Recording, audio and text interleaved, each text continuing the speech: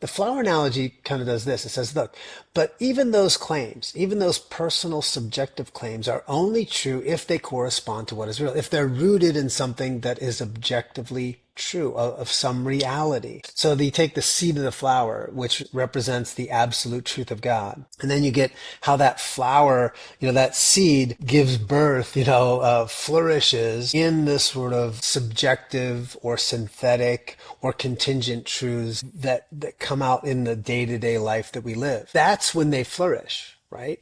But as soon as you you see a beautiful flower, you cut it off, put it in a vase, it looks great for a while, but eventually it fades. This is the kind of thing we have with truth. So for example, if I say the truth of marriage is between one man and one woman, at some point the culture agrees with that and the culture flourishes. That's a synthetic truth. Hey, we're going to have a law that says only men and women can be married, one man, one woman. But when you cut that truth of contract marriage in the law from the absolute truth, the seed of God, and you put it in a vase, it looks great. The culture goes on for a while, but eventually people say, well, hey, why would we just restrict it to one man or one woman, or one man, and why not one man and another man, or two women and three men, or whatever, polyamorous relationships. So eventually that beauty of that flower fades because we no longer see that claim of marriage between one man and one woman as the ideal for society. We don't see it tied to anything absolute or objective in that sense.